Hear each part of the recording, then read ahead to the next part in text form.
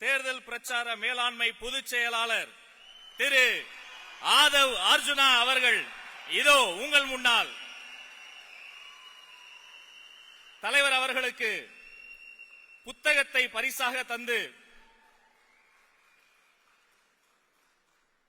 உங்கள் முன்னால் உரையாற்ற வருகிறார். அரங்கம் நிறைந்த கரவொலியோடு அவரை வருக வருக வருக என வரவேற்கிறோம்.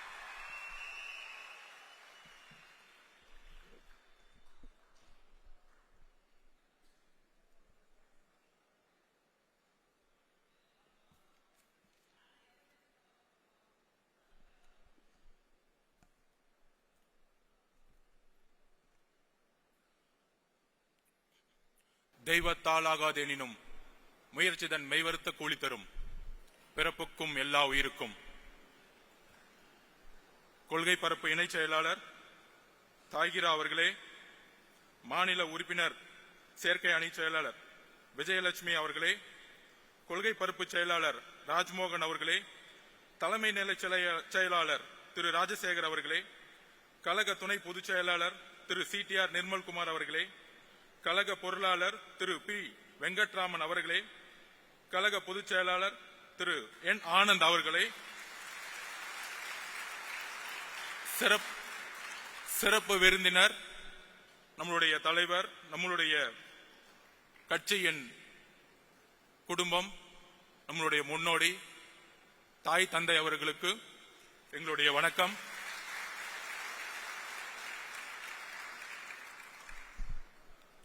தோழர்களே, கட்சியினுடைய மாநில மாவட்ட நிர்வாகிகள் அனைவருக்கும் வணக்கம். தலைவர் அவர்கள் நம்ம நிறைய கோரிக்கைகளை நிறைவேற்றணும். இன்று வரையும் மக்களால் கட்சியால் பாசமுடன் அழைத்த நம்மளுடைய தளபதியை இனி வெற்றி தலைவர் என்று ஒரே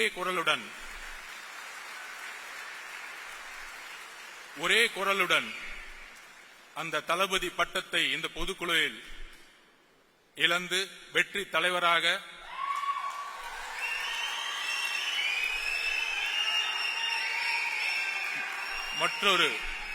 மற்றொரு தீர்மானமாக உங்கள் முன் நான் சமைக்கிறேன். ஆம் என்பவர்கள் கையை தூக்கலாம். ஆம். என்னுடைய தலைவர் அவர்களுக்கும் என்னுடைய அண்ணன் என்று சொல்லக்கூடிய விஜய் அண்ணா அவர்களுக்கும் என்னுடைய வணக்கம். இந்த அவையினுடைய பெயர் ராமச்சந்திரா. 1972 எந்த தீய சக்தியை எதிர்த்து, எந்த ஊழலை எதிர்த்து, எந்த குடும்ப ஆட்சியை எதிர்த்து ஆரம்பித்தாரோ திரு ராமச்சந்திரன் அவர்கள், அவருடைய பெயரிலிருந்து நம்மளுடைய முதல் பொதுக்குழு உதயமாகிக் கொண்டிருக்கிறது. என்ன ஒரு வரலாறு, என்ன ஒரு வரலாற்று இணைப்பு.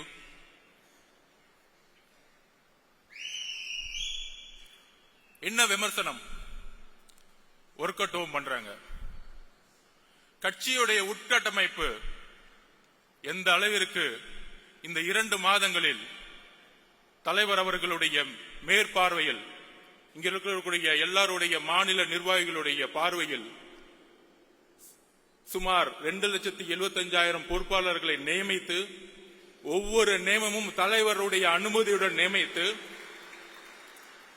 70,000 பூத் கமிட்டியில் 50,000 பூத் கமிட்டியுடைய வெரிபிகேஷனை முடித்து, ஒவ்வொரு நொடியும் கட்சியினுடைய உட்கட்டமைப்பில் தலைவர்களுடைய பங்கெடுப்பு அபரிமிதமானது. உட்கட்டமைப்போடு நாம் தேர்தல் போருக்கு தயாராகி கொண்டிருக்கிறோம். நீங்க சொல்ற மாதிரி ஒர்க் அவுட் ஹோம் இல்ல, உங்களெல்லாம் ரிட்டையர்மெண்ட் கொடுக்கறதுக்கு தான் ரெடி ஆயிட்டு இருக்கோம். உங்களுடைய 70 வருஷ அரசியல், உங்களுடைய ஒட்டுமொத்த மன்னராட்சி, குடும்ப ஆட்சி, 40 வருஷமா வேட்பாளர்னா இந்த அமைச்சர் பெரிய ஆளு, இந்த அமைச்சர் நிறைய செல்வாக்கு, நிறைய காசு வச்சிருக்கார், இந்த ஊழல் அரசியல் அமைச்சர்களையும் ஊழல் குடும்பத்தையும் தூக்கி எறிவதற்காக கட்சியுடைய உட்கட்டமைப்பை அமைதியாக பொறுமையாக உருவாக்கி கொண்டிருக்கிறார். கூடிய விரைவில் பொதுச் செயலாளர் அவர்கள் அறிவிப்பார்கள். கட்சியுடைய உட்டமைப்பு தமிழகமே எதிர்பார்க்கக்கூடிய ஒரு மிகப்பெரிய அதிர்வலையை உருவாக்கக்கூடிய ஒரு மாநாடை நடக்கும் பொழுது கட்சியுடைய உட்கமைப்பு எந்த அளவிற்கு 70 வருட கட்சிகளுக்கு நாம் ஒரு பெரிய சேலஞ்சா இருக்க போறோங்கிறத பதிவு செய்ய கடமைப்பட்டிருக்கிறோம். இதுக்கு நடுவுல எப்ப நம்மளுடைய போராட்டம் தொடர்ந்தாலும் மாநில அரசுடைய ஜனநாயகத்துக்கு எதிரான போராட்டமாக இருந்தாலும் ஒன்றிய அரசினுடைய தமிழர்களுக்கு எதிரான கொள்கைகளா இருந்தாலும் போராடும் பொழுது ஒரு நெரேட்டிவ செட் பண்ணிட்டு இருக்காங்க. ஒரு கருத்தை உருவாக்கிட்டே இருப்பாங்க. அதை நான் இங்க பதிவு பண்ண நினைக்கிறேன். அண்ணா யூனிவர்சிட்டியில ஒரு மிகப்பெரிய பாலியல் பிரச்சனை உருவானது. இன்றைக்கு இருந்த ஆளும் கட்சி அதை மூடி மறைக்க பார்த்தாங்க. நம்மளுடைய தலைவர் ஸ்டேட்மெண்ட் வந்த பிறகுதான் தமிழகம் முழுவதும் எங்கே சார் என்கின்ற குரல் ஒலித்தது. ஒவ்வொரு பிரச்சனைக்கும் ஒவ்வொரு வினாடியும் குரல் கொடுக்கக்கூடிய இயக்கம். அப்படி குரல் கொடுத்துட்டு நம்மளுடைய ஒரே குறிக்கோள், நம்மளுடைய மாநாட்டில் தலைவர் அவர்களும் ஒட்டுமொத்த கட்சியும் ஒரு அஜெண்டாவை பிக்ஸ் பண்ணார். நம்மளுடைய ஒரே அரசியல் எதிரி திமுக, ஊழல், குடும்ப ஆட்சி, அதோடு சேர்ந்து கொள்கை எதிரி பிஜேபி. தமிழர்களுக்கு எதிரான கொள்கைகளை உருவாக்கக்கூடிய அரசை நாம் எப்பொழுதும் எதிர்ப்போம். இந்த டைரக்ஷன்ல நம்ம கரெக்டா போயிட்டு இருக்கும் பொழுது இந்த புலி அமைதியா தூங்கிட்டு இருக்கும்போது திடீர்னு ஒரு ஆடு என்ன பார்க்க மாட்டீங்களா, என்னையும் பார்க்க மாட்டீங்களா அப்படின்னு என்ன நெரேட்டிவ் செட் பண்றாங்கன்னா, திமுக கூட்டணிய உருவாக்கிட்டோம், எதிர்கட்சிகளை எப்படி செட் பண்றது, எவ்வளவு பெரிய நெரேட்டிவ் தெரியுங்களா? இதுதான் மத்தியில் ஆளும் பிஜேபி செஞ்சிட்டு இருக்கு மற்ற மாநிலங்கள்ல. ஆனா இங்க எப்படி செய்யறாங்கன்னா, அதாவது போன 2ஆம் ஆண்டுக்கு பிரசாந்த் கிஷோர் வந்தார். ஒரு நண்பரா ஒரு ஆலோசனை சொல்லலாம். ஏன் வந்தாரு? எதிர்காலத்தில் முதலமைச்சராக கூடிய எல்லா தகுதியும் நம்மளுடைய தலைவருக்கு இருக்கு. தமிழக வெற்றி கழகம் ஆட்சியை அமைக்கக்கூடிய வலு இருக்கு. இளைஞர்களோட செல்வாக்கு, பெண்களோட செல்வாக்கு, ஒட்டுமொத்த தமிழ்நாடோட செல்வாக்கு இருக்குங்கிற ஒரு ஸ்ட்ராட்டஜிக் வியூல இங்க வராரு. அவருடைய பதிவு பண்றாரு, பேட்டி கொடுக்கிறாரு. மக்களை அவரு முழுமையாக 24 மணி நேரம் சந்திப்பதற்கு முன்பாகவே 20% மக்களை சந்திக்கும் பொழுது அப்ப அவருடைய ஒரே ஒரு கடமை, அந்த கடமை இன்னும் சில நாட்களில் முடிவற்று ஒவ்வொரு நொடியும் மக்களை நோக்கி என்னுடைய தலைவரும் இங்க கட்சியில் இருக்கக்கூடிய ஒவ்வொரு பொறுப்பாளர்களும் வரும்பொழுது மக்களுடைய உண்மையான பிரச்சனைகளை சொல்லக்கூடிய ஒரே தலைவராக கட்சியாக தமிழகத்தில் இருக்கும். இப்படி நம்மளுடைய பயணம் போயிட்டு இருக்கும் பொழுது நம்ம ஏதோ பிரசாந்த் கிஷோர் அவர்கள் கூட்டிட்டு வந்தவொடனே ஒரு பெரிய டிஎம்கே நமக்கு எதிராக ஒரு கட்டமைப்பு உருவாக்குனாங்க, பீகார் ஹிந்தின்னு. இப்ப திமுக என்ன பண்ணிருக்காங்கன்னா, ஒரு பெரிய நிறுவனம் இருக்கு பெண்ணுன்னு சொல்லிட்டு தன்னுடைய மருமகனை வச்சு நடத்திட்டு இருக்காங்க. அதோட சேர்ந்து ஐபேக் அப்படி ஒரு நிறுவனத்தோட சைன் போட்டிருக்காங்க. ரிஷி அவர்கள் யூபில இருந்து வந்தவர், முழுக்க பிஜேபிக்காக ஒர்க் பண்ணவர். அதுக்கப்புறம் ராபின் சர்மா மகாராஷ்டிரால காங்கிரசுக்கு எதிராக ஒர்க் பண்ணவர். அதுக்கப்புறம் திரு சுனில் அவர்கள். ஏன்னா இவங்க பேர்லாம் ஏன் சொல்றேன்னா, பிகே பத்தி என்னெல்லாம் பேசினாங்களோ இந்த மீடியால பதில் கொடுக்கணும்ல, எங்களுக்கும் அரசியல் தெரியும்ல.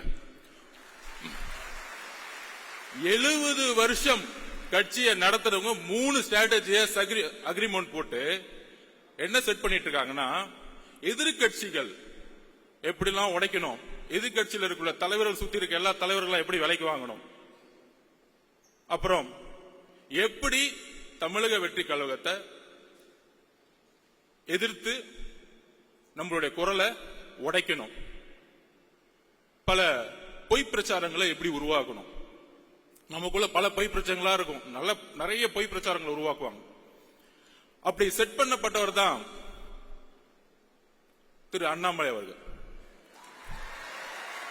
அதாவது டெல்லியில மோடி உட்கார்ந்துட்டு மத்த ஸ்டேட்ல செட் பண்ணிட்டு இருக்காரு, இங்க திமுக அண்ணாமலையே செட் பண்ணிட்டாங்க. அதுதான் புரியல. நல்லா பாருங்க எப்படி டைவர்ட் பண்ணுவாருன்னு பாருங்க. அதான் நான் சொன்னேன், இங்க தலைவர் புலி மாதிரி அமைதியா இருக்கும்போது திடீர்னு ஒரு ஆடு வந்து சம்பந்தமே இல்லாம எங்களுடைய குறிக்கோள் ஒட்டுமொத்த திமுகவை நாங்க வந்து கேள்வி கேட்டு மக்களுடைய பிரச்சனையில் குரல் கொடுக்கிறதுக்கு நாங்க பிரச்சாரத்தை உருவாக்கிட்டு இருக்கோம். சம்பந்தமே இல்லாம வந்து எங்க தலைவரை பார்த்து அது ஒரு தொழில், என்னுடைய தொழில், பெண்ணை கேவலமாக பேசக்கூடிய ஒரு தலைவரை பிஜேபி வந்து வச்சிருக்கும் போதே முடிவாயிருச்சு அந்த கட்சி எந்த அளவுக்கு இருக்கு. அக்கா தமிழிசை சவுந்தரராஜன், வானதி அக்காக்கெல்லாம் தெரியும் இந்த தலைவரை பத்தி. எந்த அளவிற்கு திமுகவிற்காக நம்ம அண்ணா யூனிவர்சிட்டி பிரச்சனை கையில் எடுக்கும் பொழுது, மக்கள் எல்லாம் அந்த பிரச்சனை குரல் கொடுக்கும் பொழுது, எங்கே சார் அங்க பிரச்சனை கொடுக்கும் போது திடீர்னு சட்டையை கழித்து சாட்டை அடிச்சுக்கிறது. என்ன அரசியல் பண்றீங்க? யாருக்காக இந்த அரசியல்? பாவம் மோடி அவர்கள் டெல்லியில உட்கார்ந்து நமக்காக ஒரு பையன் சாட்டை அடிச்சிட்டு இருக்கான், நமக்காக ஒரு பையன் கத்திக்கிட்டு இருக்கான், நமக்காக ஒரு பையன் வேலை செஞ்சுட்டு இருக்கான் நினைக்கும் போது அங்கதான் பிரச்சனை இருக்கு. இந்த ஸ்ட்ராட்டஜிஸ் எல்லாம் வந்திருக்காங்களே அப்பயே கரெக்ட் பண்ணி முடிச்சுட்டாங்க பிஜேபியில. யார தலைவரே கரெக்ட் பண்ணிட்டாங்க. இனி வரும் காலங்களில் எங்கள் தலைவரையும் கட்சியும் தொட்டால் உங்களுடைய உண்மையை தூக்கி எறிவோம் மக்கள் மத்தியில். எழுதி கொள்ளுங்கள். எங்க மேல நீங்க எதுவும் சொல்ல முடியாது. நாங்க ஒண்ணு 10 வருஷம் ஆட்சியில இல்ல, ஊழல் பண்ணல, ஊழல் பண்ண பணத்தை போய் லண்டன்ல வச்சு கொண்டாடல. நாங்க தெளிவா இருக்கிறோம். ஏன் தலைவர் வருஷத்துக்கு 1000 கோடி ரூபாய் சம்பாதிக்கிறத விட்டுட்டு வராரு. நீங்க ஆட்சிக்கு வந்துட்டு ரெட் ஜெயின் கம்பெனி நடத்தி சினிமால சம்பாதிச்சுட்டு இருக்கீங்க. இதுவா அரசியல்? 2018 2021 ரெட் ஜெயின் கம்பெனியுடைய வருமானம் என்ன? 2021 ஆட்சி அமைத்த பிறகு ரெட் ஜெயின் கம்பெனியுடைய வருமானம் என்ன? அரசியல் அதிகாரத்தை வைத்து சம்பாதிக்கக்கூடிய எந்த செயலும் ஊழல் தான்.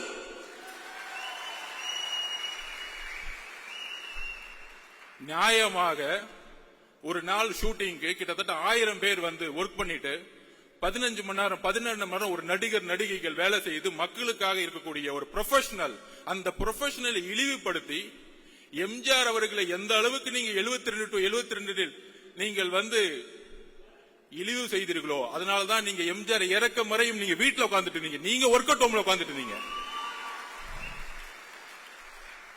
2 மாசம் பொறுமையா உட்கார்ந்து கட்சியோட உட்கட்டமைப்பை வந்து உருவாக்கிட்டு இருக்காரு. எதற்காக? ரிட்டையர்மெண்ட் கொடுக்கறதுக்காக.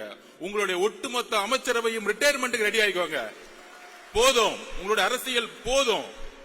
பார்த்து பார்த்து பார்த்து பார்த்து என்ன இளைஞர்கள் கூட்டம் இருக்கும். ஆமா, பொதுக்குழு ஃபுல்லா இளைஞர் கூட்டம். 1949 அண்ணா உருவாக்கிய போது இளைஞர்கள் மட்டும்தான் கட்சியில் இருந்தாங்க. உங்களுடைய தந்தை கலைஞர் கருணாநிதி 42 வயசுல முதலமைச்சர் ஆனாரு. அவர் மட்டும் இளைஞர் இல்லையா? இளைஞர்கள் கூட்டம் இந்த 2026 புதிய முடிவு எடுக்கும். ஒட்டுமொத்த தமிழ்நாடு மாற்றங்களை உருவாக்கும். சோ திமுகவோட அஜெண்டா படி இன்னைக்கு பிஜேபியோட அண்ணாமலையும் செட் பண்ணி முடிச்சிட்டாங்க. நீங்க திடீர்னு நாளைக்கு ஏன் திருப்பி வந்து அண்ணாமலை திடீர்னு வந்து ஒரு பிரச்சாரம் வைக்கும் போது நம்ம போய் அவர் திட்ட வேணாம். அதாவது கட்சியை உட்டமைக்கும் போது நான் கேட்டேன், அதோடைய ஸ்ட்ரக்சரை கேட்கும் போது நான் சொன்னேன் பொதுச்செயலாளர்கிட்ட, நான் ஐடி விங் எப்படி இருக்கும் அப்படின்னு கேட்டேன். இந்த அண்ணாமலை அவர்கள் பேசின உடனே உலகம் ஃபுல்லா ஐடி விங் இருக்கு. கட்சி நாடு இந்தியா மட்டும் இல்ல, உலகம் ஃபுல்லா ஐடி விங்க வந்து தலைவர் அவர்கள் உருவாக்கி வச்சிருக்காரு. ஐடி விங்க போட்டு கொஞ்சம் கண்ட்ரோல் பண்றதுக்காக தான் ஐடி விங் இருக்குமே தவிர திமுக மாதிரி ஒரு 300 பேரை போட்டு யாரா திட்டலாம், ஒரு 200 ரூபாய் கொடுத்துட்டு யாருக்கு லைக் போடலாம், அப்பான்னு சொன்ன உடனே வந்து ட்ரெண்டிங் எப்படி உருவாக்கலாம், இந்த செட்டிங் வேலை எல்லாம் எங்களுக்கு கிடையவே கிடையாது. சொன்ன அடுத்த செகண்ட் 2 நாள்ல கண்டென்ட்டும் கொடுக்க வேணாம், இதை செய்யுங்கன்னு சொல்ல வேணாம், அடுத்த செகண்ட் அவங்க எடுத்து போடுறாங்க டேட்டாவை. இத பாருங்க, நீங்க சொன்னதுக்கு இது பதில். நான் பொதுச்செயல சொல்ல, அண்ணே கொஞ்சம் கண்ட்ரோல் பண்ணுங்கண்ணே, போதுண்ணே விட்டுருங்க, பாவண்ணே எவ்வளவுதான் பிரியாணி போடுவீங்க, போதும். அதனால திரு அண்ணாமலை அவர்களே, உங்களுடைய பிரதமர் மோடி அவர்களுக்கு உண்மையாக இருங்கள். உங்களுடைய தலைவர் அவர்களுக்கு உண்மையா இருக்கு. அதனாலதான் எந்த மீட்டிங்னாலும் கூப்பிடறதே இல்லை. அடுத்த நாள் கூப்பிடுறாங்க மீட்டிங் கூப்பிட்டா. கட்சியோடைய தலைவரை மீட்டிங்ல வச்சுக்கிறது இல்ல. சோ உங்க கட்சிக்கு பூத் கமிட்டி மீட்டிங்ல இல்ல, அதுக்குள்ள ஏன் கட்சியை பார்த்து ஏன் தலைவரை பார்த்து என்ன ஒரு பெண்களை நோக்கிய விமர்சனம் எழுதி வைத்துக் கொள்ளுங்கள். பெண்களை நோக்கிய விமர்சனம் தூக்கி எறியப்படுவார்கள் தமிழக அரசியலில். எழுதி வைத்துக் கொள்ளுங்கள். இதுதான் லாஸ்டா உங்களுக்கு, இதுதான் பதில் எங்களுடைய தோழர்கள். ஏன்னா எங்களுடைய குறிக்கோள் ஆல்ரெடி தலைவர் பிக்ஸ் பண்ணிட்டாரு. திமுக மத்தியில் ஆளும் பிஜேபி. எங்களுடைய குறிக்கோள் ரொம்ப ஸ்ட்ரைட்டா இருக்கு. சும்மா திடீர்னு திமுக செட் பண்ணி தாவேக்கள் குழப்பம், ஜாதி பிரச்சனை. இங்க எங்கப்பா ஜாதி இருக்கு? எங்களுக்குள்ள ஒரு ஜாதியும் கிடையாது. இந்த ஜாதியை உருவாக்குனது நீங்க. 70 வருஷமா திமுக தான் ஜாதியை உருவாக்கி தேர்தல் அரசியல் வச்சிட்டு இருக்கீங்க. யாருக்கு தெரியுதோ எனக்கு தெரியும். அங்கிருந்தா வந்த வேலை பார்த்துட்டு உடனே கேட்பாங்க, நீங்க அங்கதானே வேலை பார்த்தீங்க. திரு எம்ஜிஆர் அவர்களும் 20 வருஷத்துக்கு மேல அங்கதான் வேலை பார்த்தாரு. உண்மை தெரிஞ்சிச்சு, வெளியே வந்துட்டாரு. அவ்வளவுதான் சப்ஜெக்ட். எம்ஜிஆர் நடிச்சிருந்தா உட்காந்து கான்ட்ராக்ட் வாங்கிட்டு சம்பாதிச்சிட்டு இருக்கலாமே, ஏன் வெளியே வந்தாரு? அண்ணாவுடைய குறிக்கோளை நிறைவேற்ற முடியல, வெளியே வந்தாரு. ஜெயிச்ச பிறகு அண்ணாவோட குறிக்கோளை நிறைவேற்றினாரு. இன்றைக்கு அண்ணாவுடைய குறிக்கோளையும் பெரியார் அவர்களுடைய குறிக்கோளையும் நிறைவேற்றக்கூடிய ஒரே தலைவர் எங்களுடைய தலைவர். ஒரே கட்சி தமிழக வெற்றியோட கழகம். ஏனென்றால் இன்றைக்கு வரைக்கும் அறிவாலயத்தில் நீங்க பெரியார் போட்டோ வச்சது இல்ல. இன்றைக்கு அறிவாலயத்தில் அம்பேத்கர் சிலை நீங்க வச்சது இல்ல. நீங்க சமூக நீதி பத்தி பேசிட்டு இருக்கீங்க. என்ன சமூக நீதி? என்ன சமூக நீதி இருக்கு? வேங்கவேல் பிரச்சனைல யாரு தவறு செய்தா அப்படின்னு பார்த்தா, யாரு தண்ணியை குடிச்சாங்களோ அவங்களே தவறு செஞ்சுட்டாங்க. என்ன ஒரு சட்டம் ஒழுங்கு! வா வா சூப்பர்! என்ன ஒரு அப்பா! யாராச்சும் போய் கம்ப்ளைண்ட் கொடுத்தா போதும். யாராச்சும் கம்ப்ளைண்ட் கொடுத்தா விசாரணை எல்லாம் கிடையாது, அவங்க மேலேயே பழிய போட்டு கேஸ் முடிஞ்சு, ஃபைல் க்ளோஸ்ட். இதுதான் இன்னைக்கு சட்டம் ஒழுங்கு. ஒரு பெண்ணு போய் பிரச்சனைன்னு சொல்லிட்டு அண்ணா கொடுத்து எஃப்ஐஆர் லீக் பண்ணிரு. அந்த பெண்ணை கேவலமா பேசட்டும் சமூகம். இதுதான் காவல்துறை. நம்ம காவல்துறையை திட்டுறோம். காவல்துறையெல்லாம் திட்டவே கூடாது. காவல்துறையை யார் கண்ட்ரோல் பண்ணிட்டு இருக்கா? நம்மளுடைய அப்பா ஹோம் மினிஸ்டர் தான். அப்பா வேற யாரு? ஹோம் மினிஸ்டர் சரியில்லை. பிரச்சனை ஹோம் மினிஸ்டர் சரியில்லை. இங்க காவல்துறை பாவம். அவர் என்ன பண்ணுவார்? ஐபிஎஸ் அதிகாரி மேல இருந்து ஆர்டர் வரணும்ல. மேல இருந்து ஆர்டர் வராம இல்ல தூக்கி 3 பேரை போட்டு, ஏன் ஓபிசி கன்சாலிடேஷன்? இந்த அரசியல தூக்கி எறிங்க. தலித் மக்களை ஏன் தலிதா பார்க்க கூட மனிதனா பாருங்க. ஒரு பிரச்சனை ஒரு குழந்தைக்கு, அது யாரா இருந்தா என்ன? அது யாரா இருந்தா என்னன்னு கேட்டேன். அக்ரகாலத்துல ஒரு பிராமின் குடிச்சாலும் நான் கொஸ்டின் கேட்போம். எந்த ஜாதியா இருந்தாலும் எங்களுக்கு கவலை இல்ல. மனிதம் தான் என்னுடைய தலைவருக்கும் எங்களுக்கும் முக்கியம். மனிதத்தை நேசியுங்கள். ஒரு தவறு நடந்தால் ஒரு காவல்துறை எடுக்கக்கூடிய முடிவுகள் அரசியல் ரீதியாக இருக்கிறது. அதனால்தான் காவல்துறைக்கு இன்னைக்கு கை கட்டப்பட்டிருக்கு. ஆனா இங்க இருக்கக்கூடிய அரசியல்வாதிகள் இல்ல காவல்துறை தவறு செய்யுது. காவல்துறை இயக்கக்கூடிய அதிகாரம் தான் தவறு செஞ்சிட்டு இருக்கீங்க. அதை நாம் உணர்த்தணும். அப்புறம் தலைவர் சொன்னார், பாசிசமா பாயசமா? அதுக்கு நான் எக்ஸ்பிளைன் பண்ணிட்டேன். நிறைய பேர் உட்காந்து டிவி டிபேட்ல பேசினாங்க. அது என்ன பாயசம்? அவருக்கு அரசியல் தெரியல. நான் எக்ஸ்பிளைன் பண்றேன். அதுக்கு ஒரு வரலாற்று காரணம் இருக்கு. நேஷனல் பாசிஸ்ட் பார்ட்டி முசோலினி அவர்களால் 1ஆம் உலகப் போருக்கு பிறகு தொடங்கப்பட்ட கட்சி. அந்த கட்சியோட குறிக்கோள் தொழிலாளர்களும் ஏழ்மையும் ஒழித்து ஒரு அரசியல் அதிகாரத்தை மக்களால் உருவாக்குவது. அப்படி உருவாக்கும் பொழுது ஒரு இனவாத அரசியலை அவங்க கையில் எடுத்தாங்க. அதே இனவாத அரசியலை பிஜேபி எடுத்து தேர்தல் அரசியலை கையில் எடுக்கும் பொழுது அதற்குதான் அதன் பெயர் பாசிசம் என்று சொன்னோம். பாயசம் சொன்னோடனே என்ன நினைச்சிட்டாங்கன்னா, திமுக பரவாயில்ல, அவர் நம்மள கொஞ்சம் ஸ்வீட்டா தான் திட்டுறாரு, தெரியல, இன்னும் அவ்வளவு அரசியல் அறிவு கிடையாது. 3ஆம் தலைமுறை இல்ல, 3ஆம் தலைமுறை கொஞ்சம் கம்மியா தான் இருக்கும், அவங்களுக்கு தெரியாது. இவர்கள் எப்படின்னா பாயசம் சொல்லக்கூடாதுன்னா நாசிசம்னு சொல்லணும். அப்பதான் கொஞ்சம் புரியும். ஸ்ட்ரைட்டா ஹிஸ்டரி புரிய வைக்கணும். நாசிசம் எப்படின்னா, பாசிசோடைய முசோலினியோடைய ஒருத்தரை பார்த்து வளர்ந்தாரு அந்த காலத்துல. அவர் பேர் தான் ஹிட்லர். அவர் தான் வந்து பாசிச உருவாக்குனார். National socialist German labours party. அந்த கட்சியோட பேர் பாத்தீங்கன்னு வச்சுக்கோங்க, சோசியலிஸ்ட், லேபர், தொழிலாளர்கள் எல்லோரும் சமம் அப்படிலாம் இருக்கும். நம்ம திமுக மாதிரி. ஆஹா இவ்வளவு அழகா இருக்கு. அண்ணா அவர்கள் உருவாக்கி ரொம்ப அழகா இருக்கும். அண்ணா 3வது தலைமுறையில ஒன்னே ஒண்ணுதான் ஊழல். சும்மா பேருக்கு வந்து பேசிக்குவோம், ஜனநாயகமே இருக்காது. நம்ம சட்டசபையில பேசுவாங்கல்ல, நம்ம ராஜ்மோகன் அவர்களை போய் நம்ம எப்படி அவையை வந்து நடத்தினாரு, அவரை வந்து நம்ம வந்து ஸ்பீக்கர் ஆகிடலாம். சட்டசபை பாத்தீங்கன்னா எப்படி இருக்குன்னா, எதிர்கட்சி தலைவர்கள் பேசுறத காமிக்கிறதே கிடையாது. வேல்முருகன் அண்ணன் பேசினா கூட காமிக்கிறது கிடையாது. ரொம்ப ஓவரா பேசுற உட்காரு. என்னடா ஜனநாயகம்? சட்டசபையில பேசினா கூட ஒன்லி முதல்வர் பேசுவார், அங்கிருந்து பேப்பர் வரும், திடீர்னு முழங்குவார், கேமரா அவர் மட்டும் காமிக்கும். எதிர்கட்சி தலைவரை நான் கேட்கிறேன், எதிர்கட்சி தலைவர் சபையிலே இருக்க மாட்டாரு, வெளியே போயிருப்பாரு, அவரை பார்த்து கேட்டுட்டு இருப்பாரு. 10 மானிய கோரிக்கை ஒரே நாள் நிறைவேற்றப்படும். உங்க அப்பா கலைஞர் காலத்துல கூட நிறைவேற்ற முடியல, பண்ணதில்ல. எவ்வளவு பெரிய தவறு! மானிய கோரிக்கைங்கிறது ஒவ்வொரு டிபார்ட்மெண்டோடைய ஒரு உயிர் நாடி.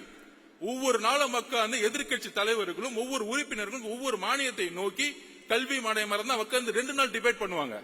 ஆனா இன்னைக்கு எப்படி பிஜேபியோடைய பாராளுமன்றம் நடக்குதோ அங்கேயாச்சும் லைவ் போடுறாங்க, இங்க லைவும் கிடையாது. ஆனா இங்கிருந்து எம்பிகள் போய், நம்ம அக்கா கனிமொழி அக்காலாம் போய், ஜனநாயகம் பறிக்கப்படுகிறது, ஜனநாயகம் பறிக்கப்படுங்க, பேச விடல. இங்க என்ன நடக்குது? எல்லாரையும் பேச விடுறீங்களா? எத்தனை நாள் சட்டமன்றம் நடக்குது? மக்களுடைய குரல் வலிகளை நீங்கள் வந்து சட்டசபையில நெருக்கணும்னு நினைக்கிறாங்க. அங்கதான் ஜனநாயகம் இல்ல. சட்டசபையில ஜனநாயகம் இல்லைன்னா வீதிகளில் எப்படி ஜனநாயகம் இருக்கும்? இங்க ஜனநாயகமே இல்ல. சோ நான் சொல்ல வந்தது என்னன்னா, எப்படி ஹிட்லர் முசோலினி பார்த்து வளர்ந்தாரோ அதே மாதிரி நம்மளுடைய இன்றைய திமுக, அண்ணா இருக்கும்போது திமுக வேற, கொஞ்சம் அடுத்துக்கு அப்புறம் வந்தவங்க வேற. நம்ம கலைஞர் வந்தவொடனே கொஞ்சம் குடும்ப திமுகவா மாத்தினாரு, ஒரு 10 குடும்பம் இருக்கும். இப்ப திமுக அப்படின்னா ஒரே குடும்பம், 10 குடும்பம் எல்லாம் கிடையாது, எல்லாரும் கிளம்பு, எல்லாம் ஒரே குடும்பம் தான். என் பையன், அடுத்தது இன்னொருத்தர் இருக்காரு, மருமகன், 2 பேர் தான். மித்த 10 குடும்பம். இதுதான் கலைஞர்கிட்ட இருந்தும் இன்னைக்கு இருக்கக்கூடிய முதல்வருக்கும் உள்ள வித்தியாசமே. அங்க வேணாலும் நல்ல அப்பாவா இருக்கிறார். தமிழகத்திற்கு அப்பாவாக நீங்கள் இல்லை, நீங்கள் இல்லை. கள்ளக்குறிச்சியில் 70 பேர் இறந்தாங்க. 70 பேர் இறக்கும் பொழுது நீங்கள் அங்க போகல. ஏன் போல? எதுக்கு போல? கள்ளக்குறிச்சியில் இறந்தவன ஐஏஎஸ் மாத்துறாங்க, ஐபிஎஸ் மாத்துறாங்க. ஒரு வார்டு கவுன்சிலருக்கு நம்ம ஒரு வீடு கட்டினா வந்து நிக்கிறாரு, எனக்கு ஏன்டா கமிஷன் கொடுக்க மாட்டேங்கிற வீடு கட்டுறேன்னு. அப்ப இவ்வளவு பெரிய கலாச்சாரம் காய்ச்சற உங்களுக்கு அந்த துறையோட அமைச்சருக்கு ஒன்னும் தெரியாதா, அங்க இருக்க எம்எல்ஏக்கு ஒன்னும் தெரியாதா, கவுன்சிலருக்கு ஒன்னும் தெரியாதா, ஐஏஎஸ் ஆபீசர் மட்டும் சஸ்பெண்ட். என்ன ஒரு அரசியல்? விசாரணை கமிஷன் என்ன ஆச்சு? 70 பேர் இறந்தாங்க, என்ன ஆச்சு? எல்லாம் க்ளோஸ், ஃபைல் க்ளோஸ். தமிழக மக்கள் மறந்துடுவாங்க, நம்ம 1000 ரூபாய் கொடுத்துட்டா போதும். அப்புறம் சொல்ற மாதிரி டக்குன்னு வந்து பட்ஜெட்டுக்கு அப்புறம் இன்னைக்கு பாத்தீங்கன்னு வச்சுக்குவாங்க, பட்ஜெட்டுக்கு வெளியே ரூன் போட்டுருவாங்க. தமிழ் மேல ஏதாவது நேசிக்கிறாங்களாம். பட்ஜெட்டுக்குள்ள ஒண்ணுமே இருக்காது. அதாவது எப்படி வந்து ஒருத்தர் கோடீஸ்வரன் கேட்டா பேரை வந்து கோடீஸ்வரன் பேர் வச்சிருங்க, கோடீஸ்வரன் எல்லாம் அந்த மாதிரிதான் ரூன் போட்டுட்டாங்க. பட்ஜெட் வந்து சிறந்து விளங்கிருச்சு. 5 லட்சம் கோடி லோனு, எல்லா லோனையும் மறைச்சாச்சு, ஆனா வளர்ந்துருச்சு. சோ இந்த மாதிரி பொய் மீடியா செட்டிங்ஸ், அப்புறம் யூடியூப்ல 20 பேர் செட்டிங்ஸ், எங்க பார்த்தாலும் நம்ம திறந்தோம்னா அப்படியே அப்படியே அவங்க மட்டும்தான் தெரியும். இல்ல நடுவுல நம்ம அண்ணாமலை வந்து திடீர்னு டைவர்ட் பண்ணி விடுவார் நம்மள திட்டின உடனே. ஆனா இப்ப அவங்களுக்கு பயம் வந்துருச்சு, என்னப்பா நம்மள கொஸ்டின் கேட்கறதுக்குலாம் ஆளே கிடையாது, இத்தனை நாள் வரைக்கும் ஒருத்தர் வந்துட்டாரு, இவர் எப்படி அடக்கிறது? இவரு மக்கள் பயணத்தில் வரும் பொழுது பேரதிர்வுகளை ஏற்படுத்தும், பேரதிர்வுகளை ஏற்படுத்தும்.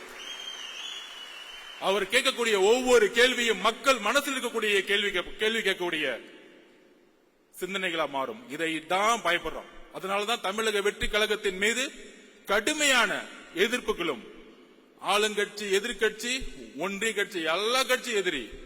நீங்க யார் கூட சேர்ந்தாலும் சரி, சிங்கிளா மெஜாரிட்டியோட எங்களால ஜெயிக்க முடியும். அதுக்கு சொல்லுவாங்க நிறைய அரசியல் புலிகள், தரவுகள் பாத்தீங்கன்னா, இல்ல இவ்வளவு பர்சன்டேஜ் தான் இருக்கு, எவ்வளவு பர்சன்டேஜ் தான் இருக்கு, அப்படிலாம் செட் பண்ணிட்டு டிஎம்கேக்கு ஃபேவரா வந்து எல்லாம் கிளீனா பேசிட்டு இருப்பாங்க. எந்த அளவுக்கு வந்து நடிப்புனா, கெட் அவுட் மோடின்னு ஒரு பிரச்சாரத்தை உருவாக்குவாங்க திமுக. எல்லா ஊடகவியலாருக்கும் நான் பதிவு பண்றேன். நமக்கு வந்து பார்த்தா தெரியும், நம்ம எல்லாம் ஒன்றிய அரசு பயங்கரமா திமுக தான் இருக்கு. தமிழ்நாட்டில் வந்து ஒன்றிய அரசு பிஜேபி எதிர்க்கக்கூடிய ஒரே கட்சி அப்படிங்கிற ஒரு பிரச்சாரத்தை தவிர இந்த 3 எலெக்ஷன் வேற எந்த அஜெண்டாவும் உங்களுக்கு கிடையாது. எலெக்ஷன்ல ஜெயிக்கிறதுக்கு மட்டும்தான் பிஜேபி வந்து அவங்க வந்து எதிர்க்கக்கூடிய ஒரு விஷயம். கெட் அவுட் மோடின்னு இப்ப திடீர்னு ஒரு பிரச்சாரத்தை உருவாக்குவாங்க. ஆனா கெட் அவுட் மோடின்னு சொல்லும்போது மோடி ஊர்லயே இருக்க மாட்டார் தமிழ்நாட்டில்.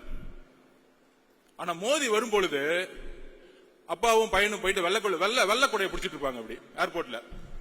நான் சத்தியமா பார்த்தது இல்ல. மழை பெஞ்சா நம்ம கருப்பு கலர்ல தான் கொடையை பிடிச்சிருப்போம். சோ அந்த அளவிற்கு பிஜேபியோட மறைமுகமாக இப்ப அதிமுக போய் சேர்ந்தாங்க, விமர்சனம் வருது, மக்கள் முன்னாடி நிக்கிறாங்க, மக்கள் வந்து ஏத்துக்கல, அதனால வந்து அதிமுக தோல்வி வருது, பிஜேபினால தோல்வி வருது.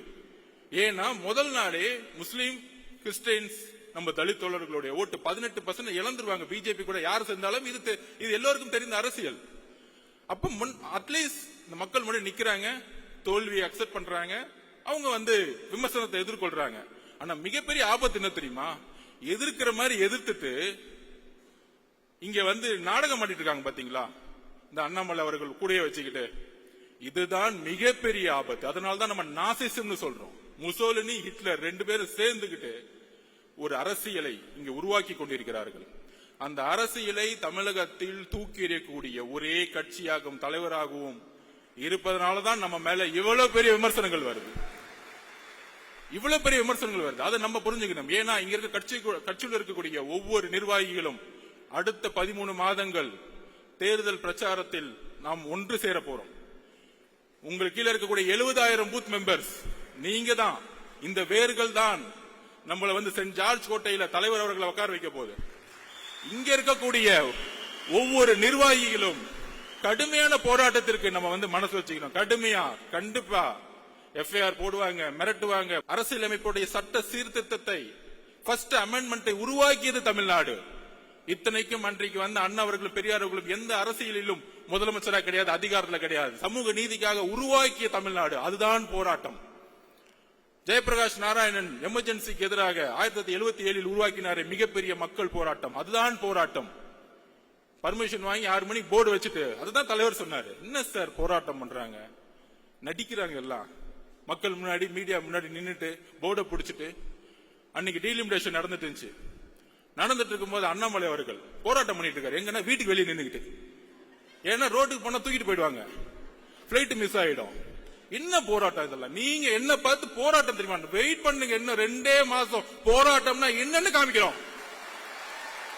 உண்மையான போராட்டத்தை எங்கள் தலைவர் தமிழகத்திற்கு அண்ணாவுக்கு காமிப்பார், ஜெயபிரகாஷ் நாராயண வழியில் காமிப்பார். உண்மையான போராட்டம் என்ன? நாங்கள் உண்மையாக மக்களுக்காக போராட்டத்தை உருவாக்கி கொண்டிருக்கிறோம். நாங்க அதை தெளிவா இருக்கிறோம். நடிக்கணும்னு அவர் சொல்றதா எப்பயுமே நம்ம உண்மையா இருப்போம். ஒரே குறிக்கோள் தான், மக்கள் கிட்ட உண்மையா இருப்போம், சமநிலையா இருப்போம். அதை நிர்வாகக்கூடிய ஒரே கழகம் இன்றைக்கு. எல்லாம் காம்ப்ரமைஸே கிடையாது. எல்லா கட்சியும் காம்ப்ரமைஸ். ஒன்னு மணி, ஒன்னு ஊழல், ஒன்னு குடும்பம், சொல்றதுக்கு ஒண்ணுமே இல்ல. விமர்சிக்கவே வேணாம். இனிமேட்டு நம்மளுடைய உரிமை, நம்மளுடைய கடமையை நோக்கி நம்ம போவோம், மக்கள் கிட்ட போவோம். அதுக்கான போராட்ட களத்தை தலைவர் அவர்கள் கட்சியுடைய கட்டமைப்போடு உருவாக்கி கொண்டிருக்கிறார். அதை நாம் நம்புவோம். எல்லாரும் சொல்ற மாதிரி தலைவர்கிட்ட இன்னைக்கு வந்து ஒரு அதிகாரம் கொடுத்துட்டோம். கூட்டணி எதுவா இருந்தாலும் தலைவர் கையில் நம்ம அதிகாரத்தை கொடுத்துட்டோம். அவருக்கு தெரியும் மக்களோட வழியில் நல்ல முடிவு எடுப்பார். அந்த முடிவு 2026 மாற்றத்தை உருவாக்கும்.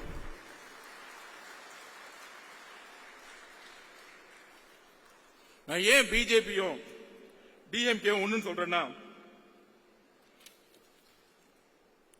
இது கூட்டணி கட்சிகளுக்கு புரியணும். அதை நான் வந்து தரவுகளோட பதிவு பண்றேன். அது உதாரணம் சொல்லணும்ல. ஏதோ ஒரு குற்றச்சாட்டு பண்ணிட்டு நம்ம அப்படியே கிளம்பிட்டோம். எதா இருந்தாலும் ஃபேக்ட் இருக்கணும். தலைவர் சொல்லுவாரு ஃபேக்ட் இருக்கணும், தெளிவு இருக்கணும். அதுக்கு நான் பதிவு பண்றேன். 2014 ஜெயலலிதா மேடம் வந்து இந்தியா முழுவதும் பிஜேபியோட அலை இருந்துச்சு. ஆனா மேடம் ஜெயலலிதா ஒரு செட் பண்ணாங்க, மோதியா லேடியா தேர்ந்தெடுத்த தலைவி, தமிழகத்தினுடைய தலைவி. அதோடைய நெரேட்டிவ் தான் 19 திமுக கையில் எடுத்தாங்க. மதவாதத்திற்கு எதிரான அரசியல் அதை கையில் எடுத்தாங்க. கடுமையான ஒரு பிரச்சார மூலம் மிகப்பெரிய வெற்றி. அந்த வெற்றி அப்ப திமுக ஒன்று சொன்னாங்க, திரு ராகுல் காந்தி அவர்கள் பிரதம மந்திரி வேட்பாளர், அவர்தான் எதிர்காலத்தில் இந்தியாவை வழிநடத்த முடியும். திமுக அதற்கு ஒரு மனதாக குரல் கொடுக்கிறோம். வெஸ்ட் பெங்காலையும் போய் சொன்னார். ஆனா ஜெயிச்சுட்டு வந்த பிறகு 2021 என்ன செட்டிங் நடந்துச்சு டெல்லியில இந்தியா அலையன்ஸ் உருவாக்குனாங்க. நீங்க இப்ப யோசிச்சு பாருங்க. 2004 நான் ஸ்டூடெண்டா இருக்கும்போது கலைஞர் ஒரு கூட்டணியை உருவாக்குவார். சோனியா காந்தி மேடத்தை வச்சு ஒரு பெரிய அலைன்ஸ் டிவி தொடர்ல மீட்டிங் போட்டு ஜனநாயகத்துக்கு எதிரான குரலை உருவாக்கிறோம் சொல்லிட்டு ஃபர்ஸ்ட் மீட்டிங் தமிழ்நாடு தான் உருவாக்கும். இந்தியாவுடைய ஒட்டுமொத்த கூட்டணியும் யாங்கிருந்து உருவாங்கன்னா தமிழ்நாட்டில இருந்து உருவாக்குவாங்க. பிரதம மந்திரி தேர்ந்தெடுக்கக்கூடிய வலிமையை தமிழ்நாட்டில இருந்து உருவாக்குவாங்க. அப்படி உருவாக்கும் பொழுது 2021 அப்புறம் அவர் வழியில் வந்தேன்னு சொல்றவங்க 2021 அப்புறம் அமைதியாயிட்டாங்க. அதாவது இங்க இருந்து கத்திட்டு இருப்பாங்க, நாங்கள் பிஜேபி எதிர்க்கிறோம், மதவாதத்தை எதிர்க்கிறோம், மோடி எதிர்க்கிறோம். ஏன்? ஓட் பேங்காக. இப்படி எதிர்த்தா முஸ்லிம் தோழர்களும் கிறிஸ்துவ தோழர்களும் தலித் தோழர்களும் ஓட்டு போட்டுருவாங்க. இங்கதான் ஒரு பொய் இருக்கு நான் சொல்றேன். நீங்க என்ன நரேட்டிவ் செட் பண்ண, அந்த நரேட்டிவ் நான் உடைக்கிறேன்.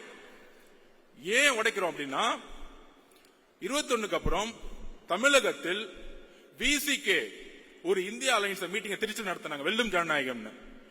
ஏன் திமுக தலைமையில இந்தியாவோட அலைன்ஸ் மீட்டிங் தைரியமா பிஜேபிக்கு எதிராக நீங்க நடத்தல? பதில் சொல்லுங்க. இன்னைக்கு ஏன் ராகுல் காந்தி அவர்கள் பிரதம மந்திரி வேட்பாளரா நீங்க சொல்லல? இதற்கும் பதில் இருக்காது. இதுதான் நடிப்பு. சோ மேல நாங்க ராகுல் காந்திக்கு பிரதம மந்திரி வேட்பாளரா நாங்க சொல்ல மாட்டோம். இங்க ஒரு எதிரியை உருவாக்குவாங்க. பிஜேபி, அண்ணாமலை. கேமரா டெய்லியும் பாத்தீங்கன்னா அண்ணாமலை சுத்தி இருக்கும், திமுக சுத்தி இருக்கும். திமுக எதிர்க்கக்கூடியவங்க யாரு? 5% இருக்கக்கூடிய பிஜேபி. இன்னொரு மித்த கட்சியெல்லாம் அமைதி பண்ணிட்டாங்க. அக்கா சொல்றாங்க 4% மேல தாண்டாது அப்படின்னு. சோ அக்கா சொல்றதை கேட்டுக்கலாம். அப்ப டெய்லி மீடியால என்ன தெரியும்? இவர் கத்துவாரு, இவங்க பதில் கொடுப்பாங்க. திடீர்னு இருமொழிகள் அண்ணா சொன்னார் ஒரே தட்டி, தமிழகத்தில் இருமொழி கொள்கை எப்பொழுதும் இருக்கும், அதுவரை நான் ஆட்சி செய்து கொண்டிருக்கிறேன். இது நீங்க காப்பாத்தல, அண்ணா உருவாக்கிட்டாரு. டீலிமிட்டேஷன் புரோகிராம் கொண்டு வருவாங்க, உடனே பிஜேபி ஏத்து நிக்கும், ஆமான்னு சொல்ல இவங்க நிக்கும். இந்த அரசியலை நம்ம கண்ணு முன்னாடி மீடியா செட்டிங்கோட பார்க்கவே வச்சிட்டு இருக்காங்க. அப்ப என்ன நினைப்போம்? ஓகே, மதவாதத்தை எதிர்க்கிறதுக்கு இன்னைக்கு திமுக மட்டும்தான் இருக்கு. சோ மதவாதத்தை எதிர்க்கக்கூடிய கூட்டணி கட்சிகள் இன்றைக்கு இருக்கக்கூடிய திமுக செய்யக்கூடிய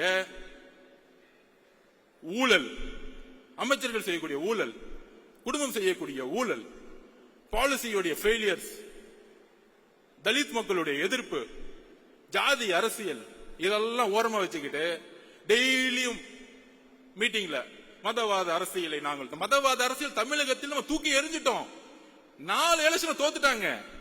வரக்கூடிய 2026 தேர்தல் உங்களுடைய ஊழல் ஆட்சியை எப்படி எம்ஜிஆர் அவர்கள் தீய சக்தியை தூக்கி எறிந்து ஊழலற்ற ஆட்சி உருவாக்கணும்னு நினைச்சாரோ அந்த குறிக்கோளை இன்றைக்கு கூட்டணி கட்சிகள் இழப்பதனால் என்ன பிரச்சனை வரும்னு சொல்லிடுறேன். மக்களுடைய அன்றாட பிரச்சனையை இழந்திருக்கக்கூடிய கட்சிகள் தன்னுடைய இருப்பிடத்தை இழக்கும் பொழுது இங்கு பிஜேபி வளரக்கூடிய சூழ்நிலையை திமுக உருவாக்கி கொண்டிருக்கிறது. அது ஒரே ஒரு உதாரணம் சொல்லிடுறேன். திரு வைகோ அவர்கள் சிறந்த பேச்சாளர், தமிழ் தேசியத்துக்காக மிகப்பெரிய பேசுவார். ஆனால் கூட்டணி கட்சியை எப்படி ஹேண்டில் பண்ணாங்க? 2021 நம்ம தலைவர் சொன்னாரு, அதிகார பகிர்வு. ஏன்?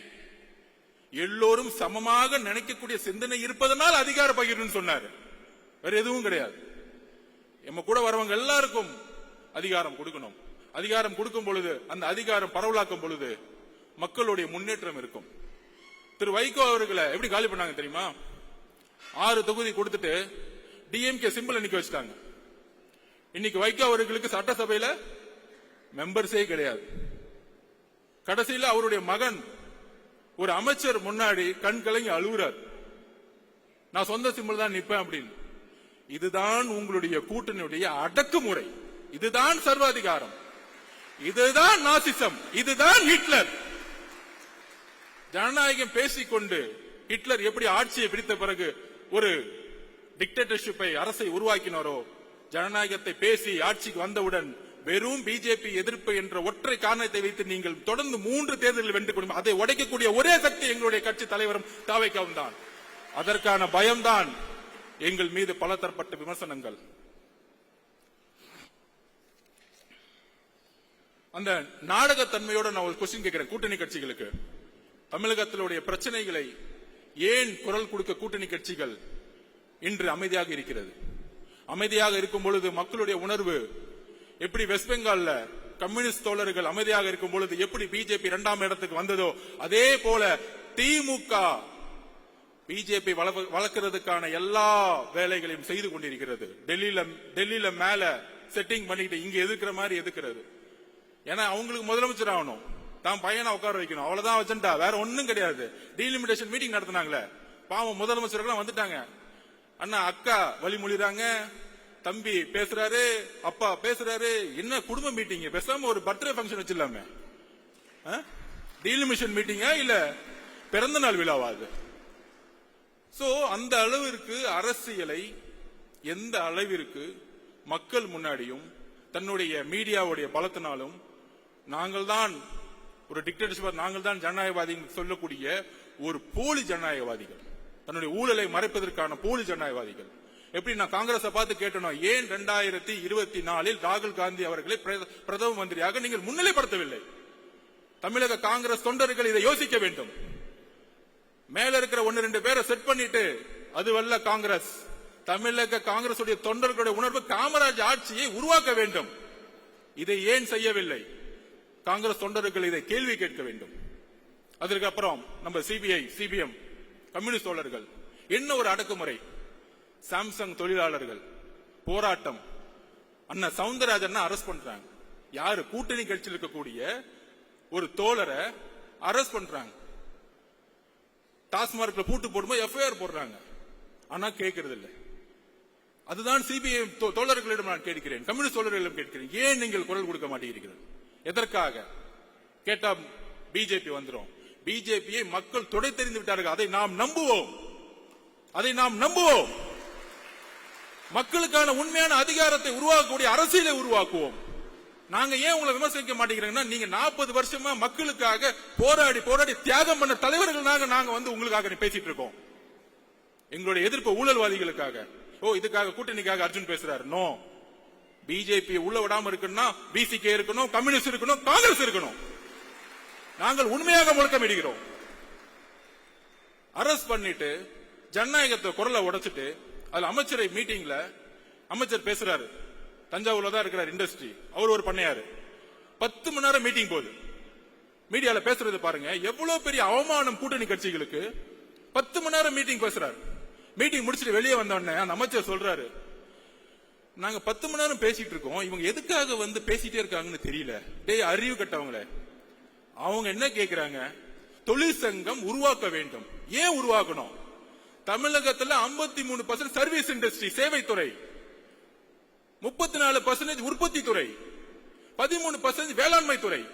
3 துறைகளும் லேபர்ஸ் டிபார்ட்மெண்டா மாறி இருக்கு. ஒட்டுமொத்தமாக தொழிலாளர்கள் நிறைந்த தமிழ்நாடாக இன்னைக்கு மாறி இருக்கு. அப்ப தொழிலாளர்களுக்கான சட்டத்தை யார் உருவாக்குவா? புதுசா பாண்டட் லேபர் சிஸ்டத்துல வந்து 3000 8000 சம்பளத்துக்கு நீங்க வேலைக்கு அனுப்புறது ஒரு பெரிய விஷயமா? அப்படியே பொருளாதாரத்தை உருவாக்க முடியும்? அப்ப கம்யூனிஸ்ட் தோழர்கள் போராடுறாங்க. இந்திய அரசியல் சாசனத்தோடைய உரிமை தொழிற்சங்கத்தை உருவாக்க வேண்டும். தலைவரிடம் கோரிக்கை வைக்கிறேன், இனி நாம் தொழிற்சங்கத்தை தமிழகம் முழுவதும் உருவாக்குவோம். உங்களுடைய பெயருக்காக, நம்மளுடைய கட்சிக்காக தொழிற்சங்கத்தை மிகப்பெரிய உருவாக்குவோம்.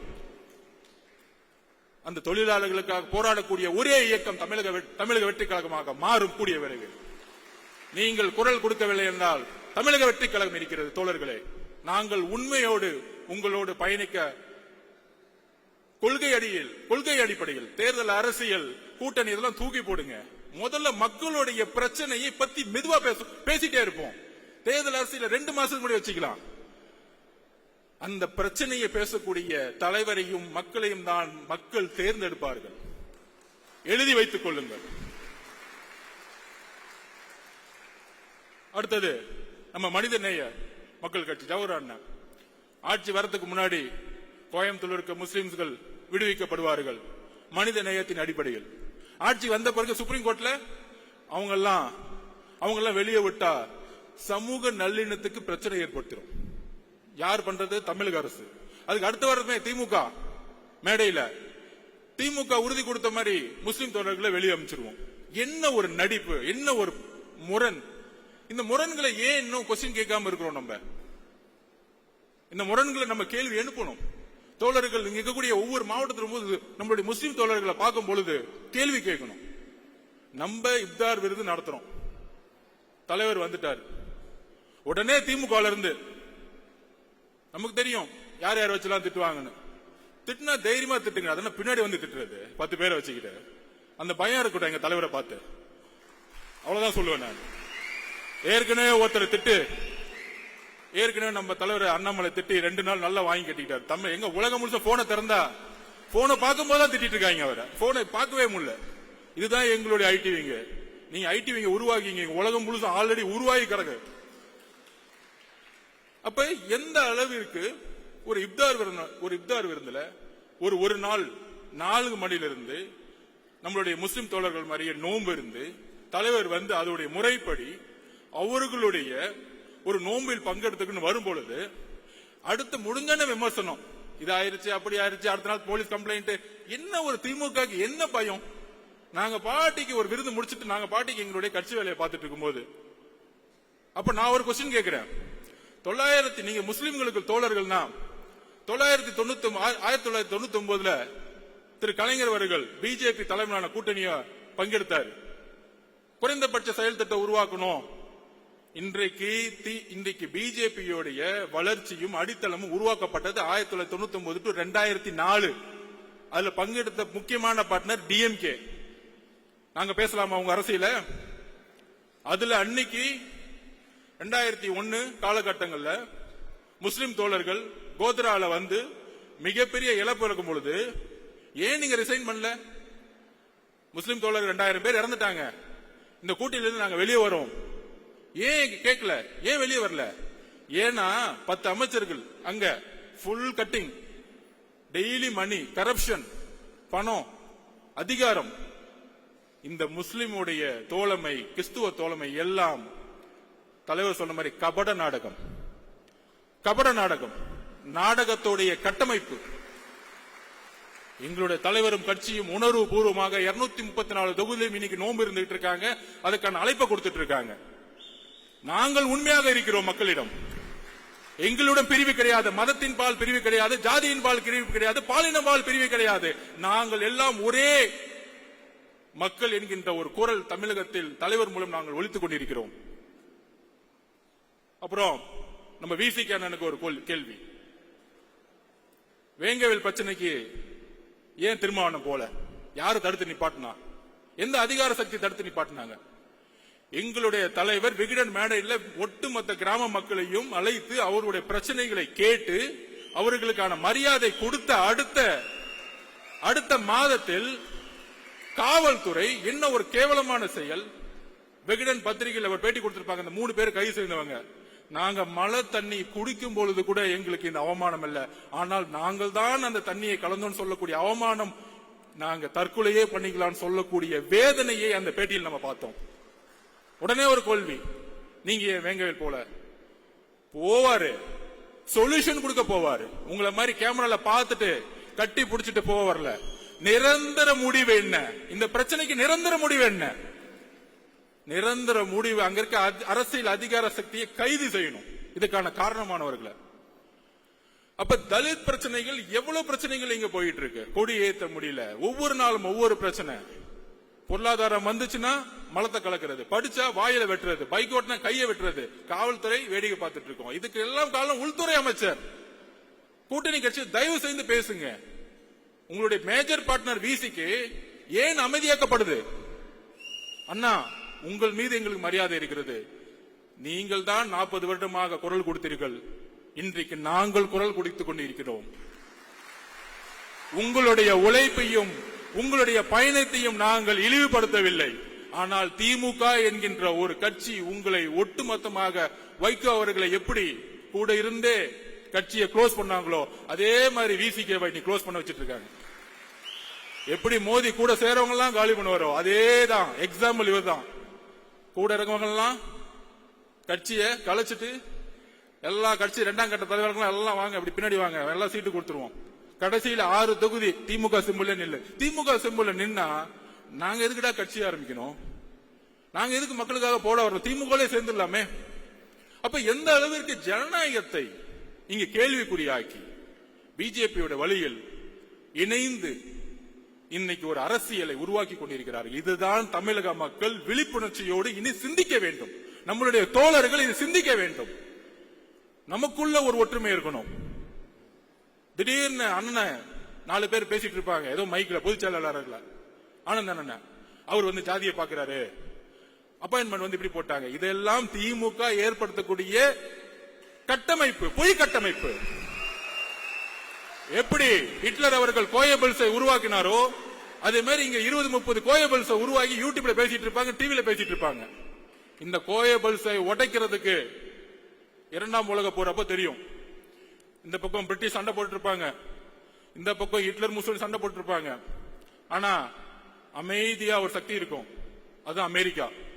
அமைதியா கட்டமைப்பு உருவாக்கி ஒரு நியூக்ளியர் வெப்பனை ரெடி பண்ணி அமைதியா பார்த்துட்டே இருப்பாங்க. திடீர்னு ஜப்பான் மேல ஒரு நியூக்ளியர் வெப்பனை போடுவாங்க, அதோட வார் க்ளோஸ்ட். இன்னைக்கு உலகத்தோட நம்பர் 1 அமெரிக்கா. பிரிட்டிஷும் கிடையாது, ஜெர்மனும் கிடையாது, பிரான்சும் கிடையாது. அந்த நியூக்ளியர் வெப்பன் தான் எங்களுடைய தலைவர். அமைதியா இருக்கிறன்னா ஒரு பெரிய செயல் திட்டம் உருவாகிட்டு இருக்கு. நீங்க ரிட்டையர்மெண்ட்டுக்கு ரெடி ஆகிட்டு இருக்கீங்க, அடுத்த சிறை போறதுக்கு ரெடி ஆகிட்டு இருக்கீங்க. காவல்துறை எப்படி கிளீன் பண்ணணும், பொதுப்பணித்துறை எப்படி கிளீன் பண்ணணும், பெண்களுக்கான பாதுகாப்பை எப்படி உருவாக்கணும், இந்த தலித் மக்களுக்கான பாதுகாப்பை எப்படி உருவாக்கணும், முஸ்லிம் தோழர்களுக்கும் கிறிஸ்துவ தோழர்களுக்கும் பாதுகாப்பு மட்டுமல்ல வளர்ச்சியை எப்படி உருவாக்கணும். இந்த பாதுகாப்பு வார்த்தையெல்லாம் விடுங்க, உண்மையான வளர்ச்சி.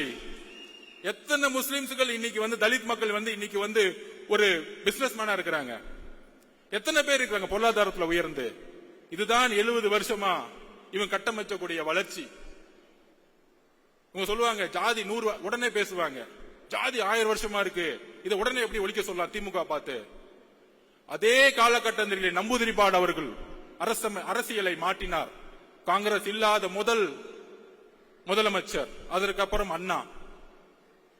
நம்பூதிரிபாடு அவர்களால் உருவாக்கிய கம்யூனிஸ்ட் கட்சி இன்றைக்கு ஜாதியின் கட்டமைப்பில் உருவாக்கிய தேர்தல் அரசியலை ஒழிச்சிருக்கு. இன்னைக்கு கம்யூனிஸ்ட் பார்ட்டி இன்னைக்கு கேரளால ஒழிச்சிருக்காங்க. தோழர்னு சொல்லக்கூடிய 20 வயசு பெண்ண கூட இன்னைக்கு எம்எல்ஏ ஆக்குறாங்க, மினிஸ்டர் ஆக்குறாங்க. ஆனா தமிழகத்துல நடந்துட்டு இருக்கா? பேசிக்குவாங்க, அங்க யாருப்பா இருக்கிறா? அங்க 60% நம்பால் தான்ப்பா இருக்கிறாங்க. இன்னும் நம்பால் எல்லாருமே நம்பால் தான்ப்பா. என் தலைவரை பொறுத்த வரைக்கும் எல்லாமே நம்பால் தான். தோழர்களே, தலைவருடைய குறிக்கோள் இங்க இருக்கக்கூடிய எல்லோரையும் ஒரே, இங்க ஆதவ அர்ஜுனாவும் சரி, அர்ஜுனாவும் ஆனந்தனும் சரி, எல்லோரும் ஒரே குரல் தான், ஒரே பார்வை தான். நமக்குள்ள அந்த ஒற்றுமை இருக்கு. அதிகாரம்லாம் கிடையாது. என்னுடைய வேலையை நான் செஞ்சுட்டு இருக்கேன். இங்க ஒவ்வொருத்தரும் அவருடைய வேலையை நாம் இணைப்பின் மூலம் உருவாக்கும் பொழுது மிகப்பெரிய அரசியல் சக்தியை உருவாக்கும். இதுதான் அண்ணா வலியுறுத்தினார். அண்ணா அப்படிதான் ஜெயிச்சார். இவங்க சொல்றாங்க அது எப்படி நீங்க ஜெயிச்சிருங்க, 1 வருஷம் தானே ஆச்சு, அப்படிலாம் பேசுவாங்க. நான் அதுக்கு ஒரு உதாரணம் சொல்றேன். 1971 எலெக்ஷன் வந்துச்சு. 1967 அண்ணா அவர்கள் வெற்றி பெற்று இறந்த பிறகு முதல் தேர்தல் எம்ஜிஆர் அவர்களுடைய துணையுடன், மாவட்ட செயலாளர் கட்சியுடைய துணையுடன் இவர் முதலமைச்சர் ஆறாரு. எலெக்ஷன் முன்னாடியே வைக்கிறாங்க, பின்னாடி வைக்க வேணாம், 1 வருஷம் முன்னாடியே வைக்கிறாங்க. 1971 எலெக்ஷன் நடந்துச்சு. எம்ஜிஆர் அவர்களுடைய போராட்டம், எம்ஜிஆர் அவர்களுடைய பிரச்சாரம், கட்சியுடைய ஒட்டுமொத்த பொதுக்குழு, மாவட்ட செயலாளர் கட்டமைப்பு எல்லாம் திமுக இருக்கு, கலைஞரிடம் இருக்கிறது, பணம் இருக்கு, முதலமைச்சர், ஆட்சி அதிகாரம். நீங்க சொல்லக்கூடிய 1949 இருந்து அண்ணா அவர்கள் உருவாக்கிய கட்டமைப்பை கலைஞர் கையில் வச்சிட்டு இருக்கார். எவ்வளவு பெரிய சக்தி! கலைஞரும் ஒரு இளைஞர், எவ்வளவு பெரிய சக்தி! இந்த சக்தியை ஒரு துரோகத்தின் அடிப்படையில் எம்ஜிஆர் அவர்களை வெளியே அனுப்புறாங்க. எம்ஜிஆர் வெளியே வரும்போது எந்த மாவட்ட செயலரும் கூட கிடையாது, கட்சி கட்டமைப்பு கிடையாது. தோழர்கள், இதுதான் நீங்க புரிஞ்சுக்கணும். கட்சி கட்டமைப்பு கிடையாது, பெரிய பணபலம் கிடையாது. ஆனால் எம்ஜிஆர் அவர்கள் 1977 ஜெயிச்சு இறக்கும் வரைக்கும் ஜெயிச்சுட்டே இருந்தார். அதுக்கான காரணம் தெரியுமா? கலைஞரிடம் கட்டமைப்பு, பணபலம், அதிகாரம், காவல்துறை எல்லாம் இருந்துச்சு. ஆனா வெற்றி பெற்றதுக்கு காரணம், எம்ஜிஆருக்கான காரணம் ஒன்னே ஒண்ணுதான். எம்ஜிஆரிடம் உண்மை இருந்தது, கலைஞர்களிடம் அநீதி இருந்தது. மக்கள் உண்மையை நம்பினார்கள், மக்கள் உண்மையை நம்பினார்கள். அதனாலதான் நீங்க சொல்லக்கூடிய 45%, 30%.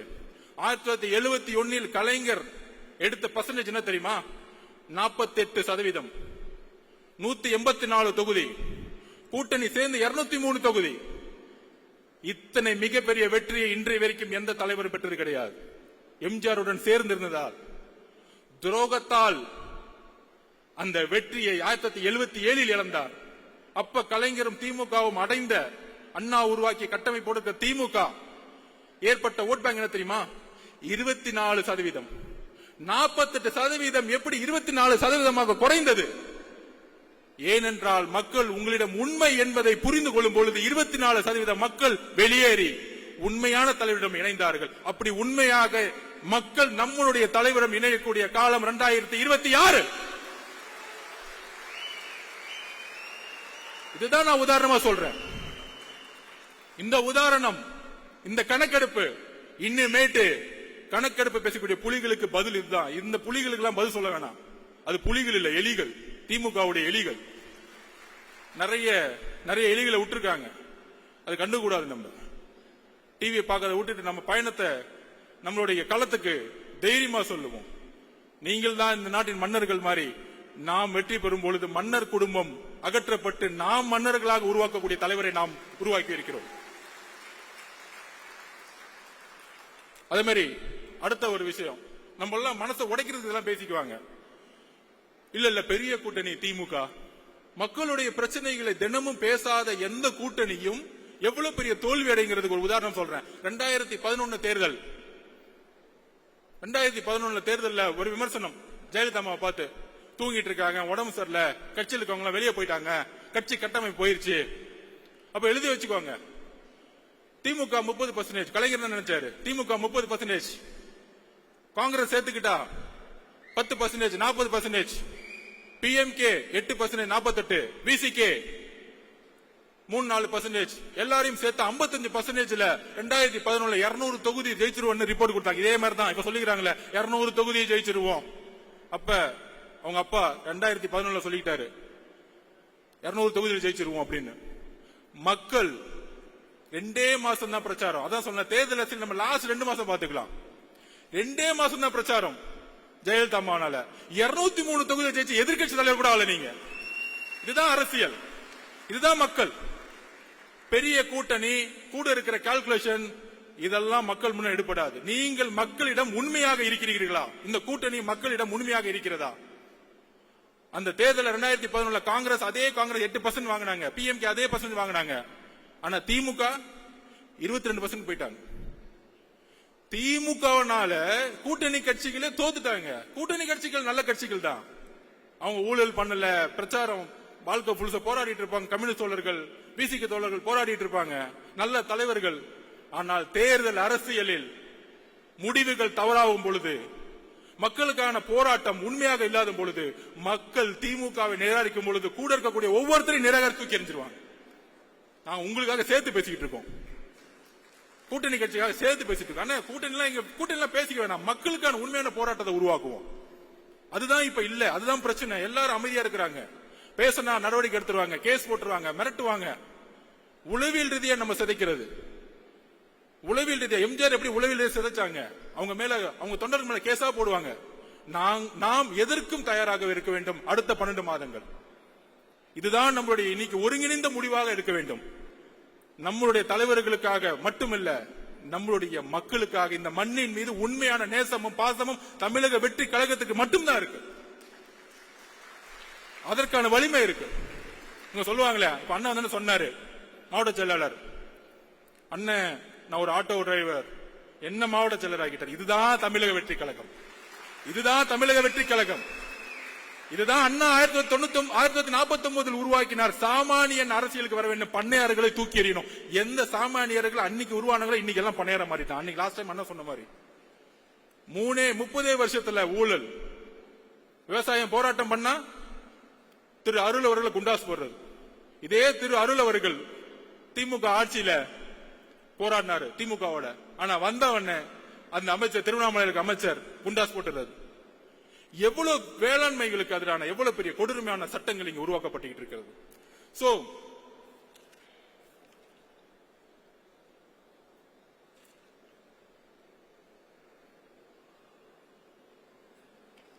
விமர்சனம்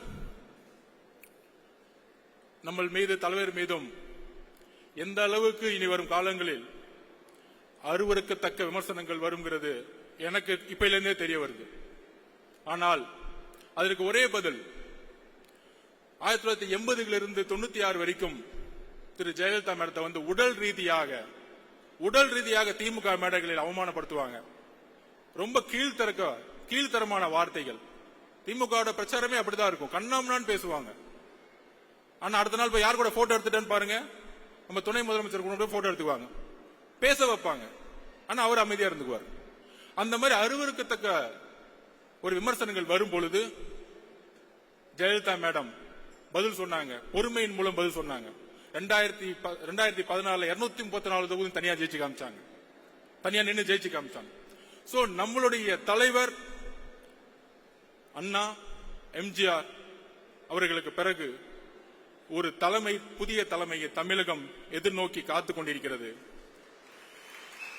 நமக்கான அரசியல் சூழ்நிலை உருவாக்கி கொண்டிருக்கிறது. இவங்க செட் பண்ண நெரேட்டிவ், நமக்கு எதிரான பொய் பிரச்சாரங்கள், இவங்க சொல்லக்கூடிய கால்குலேஷன்ஸ், உங்களுக்கு 20% இருக்கும், 30% இருக்கும். இந்த உடவியல் எல்லாம் தூக்கி எறிந்து எப்படி 77 ஒரு மாற்றங்கள் 48% இருந்து 24% மக்களால் தூக்கி எறியப்பட்டார்களோ அதே போல வரக்கூடிய தேர்தல் 2026 தமிழக வெற்றி கழகம் மிக பெற அளவில் மக்கள் பேராதருடன் ஆட்சி அமைத்து தலைவர் அவர்கள் முதலமைச்சராகவும் நம்மளுடைய இணைந்து வரக்கூடிய கட்சிகள் ஆட்சி அதிகாரத்தில் சரிசமமான ஒரு புதிய அரசியலை உருவாக்கி அதற்கான பயண திட்டத்தை உருவாக்கி ஒரு புதிய வரலாறு உருவாகப் போகிறது. அந்த வரலாற்று நிகழ்வில் நாம் தான் இணைந்து உருவாக்கப் போகிறோம். இங்க இருக்கக்கூடிய ஒவ்வொரு தோழர்களும் தோழிகளும் இணைந்து அந்த வரலாற்றை உருவாக்குவோம். நன்றி, வணக்கம்.